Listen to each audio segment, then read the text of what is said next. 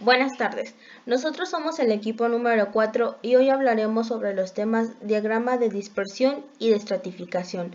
Los integrantes del equipo son Carlos Alejandro Pérez Reina, Ana Gabriela Tapia Segura, Diana Guadalupe Martínez Tapia, Jessica Alondra Zárate Ávila, Daniela Guadalupe Acosta Espinosa. ¿Qué es un diagrama de dispersión? Bueno, también lo podemos llamar como gráfica de dispersión o gráfico de burbujas. El diagrama de dispersión permite analizar si existe algún tipo de relación entre dos variables. Por ejemplo, puede ocurrir que dos variables estén relacionadas de manera que al aumentar el valor de una, se incremente el valor de la otra. En este caso hablaríamos de la existencia de una correlación positiva. También puede ocurrir que al producirse un sentido, la otra se derive en el sentido contrario.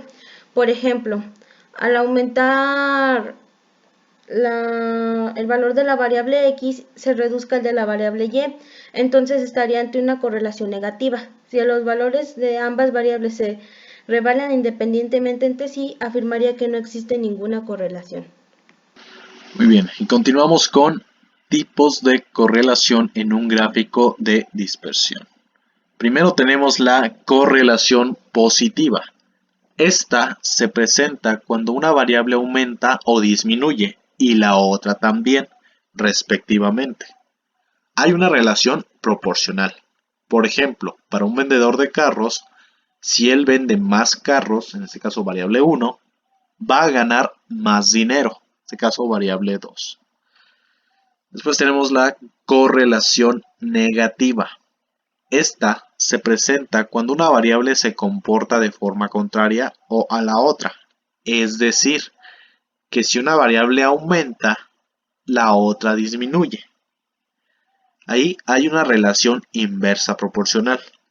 Por ejemplo, para la construcción de un edificio, entre más trabajadores estén construyendo un edificio, en este caso variable 1, menos tiempo se necesitará para tenerlo listo. En este caso variable 2.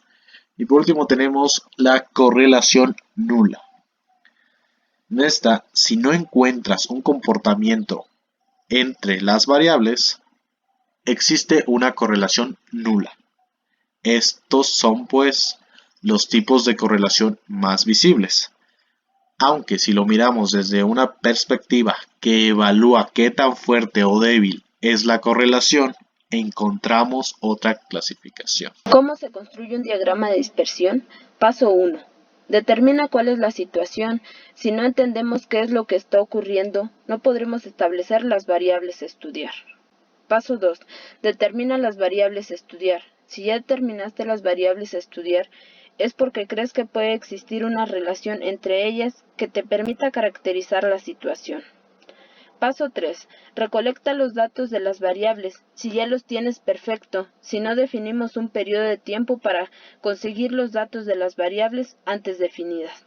Recuerda que los datos de las variables deben estar dados en el mismo periodo de tiempo. Paso 4. Ubica los valores en el eje respectivo. Por lo general, la variable independiente es aquella que no está influenciada por otra y se ubica en el eje X. La variable dependiente es la que se ve afectada por la otra variable, se ubica en el eje Y. Así pues, procedemos a ubicar los valores en el plano cartesiano de acuerdo a su variable X o Y. Paso 5. Determina el coeficiente de correlación. El coeficiente de correlación debe verse reflejado en la forma que toma el gráfico de dispersión. Es el coeficiente de la varianza y la multiplicación de la desviación típica de dos variables. Con Excel logramos calcularlo de manera simple. Paso 6. Analizamos con base en el coeficiente y el gráfico, definimos cuál es la relación de las dos variables y tomamos las decisiones pertinentes. Diagrama de estratificación.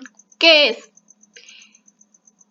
Estratificación o muestreo estratificado. Es clasificar o agrupar los datos con características coincidentes en grupos o estratos. Sirve para facilitar el trabajo antes de usar otras herramientas, como puede ser histogramas o los diagramas de dispersión. Cuando hay muchos datos, por ejemplo, en un diagrama de dispersión, su interpretación puede hacerse bastante complicada y pueden enmascarar los problemas a detectar. Esta técnica separa los datos para que podamos encontrar patrones de otra manera que no se podrían ver. ¿Cuándo utilizar la estratificación? Antes de recopilar datos. A veces contamos con muchísimos datos y resulta conveniente intentar clasificarlos antes de lanzarnos a usar otro tipo de herramienta como diagramas de Pareto o histogramas.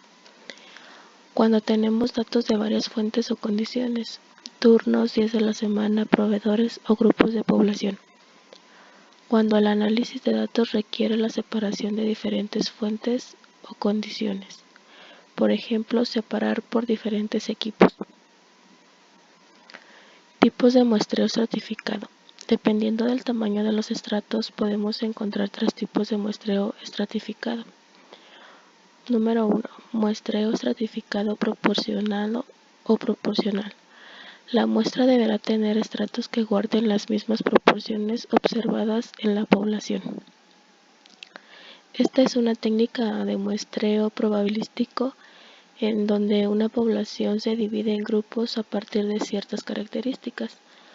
A los grupos se les denomina estratos y se selecciona al azar una muestra de cada estrato. Algunas ventajas podría ser que incrementa la precisión sin aumentar los costos. Los elementos de un estrato deben ser tan homogéneos como sea posible. Las variables de estratificación deben estar estrechamente relacionadas con las características de interés. Y es posible utilizar más de una variable de estratificación, aunque rara vez se usan más de 2. El número 2, muestreo estratificado uniforme. Cuando se asigna el mismo tamaño de muestra a todos los estratos definidos, sin importar el peso que tienen en la población.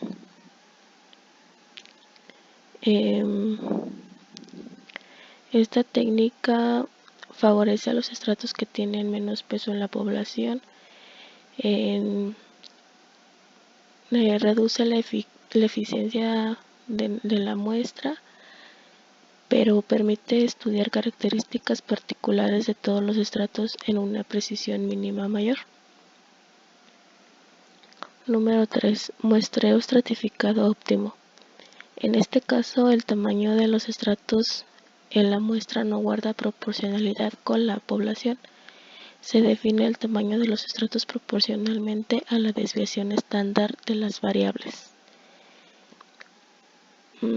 Se trata de optimizar el tamaño muestral de cada estrato con el fin de reducir el margen de error global, teniendo en cuenta que no solo el tamaño de cada estrato de la población, sino su desviación estándar.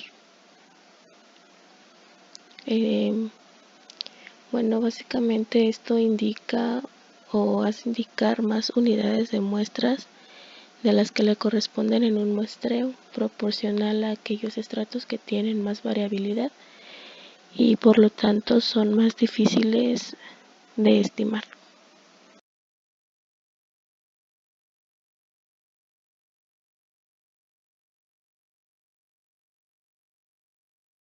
Procedimiento de estratificación. Antes de recopilar datos, se debe considerar qué información sobre las fuentes de los datos puede tener un efecto en los resultados. ¿Qué vas a analizar? Recopilar los datos.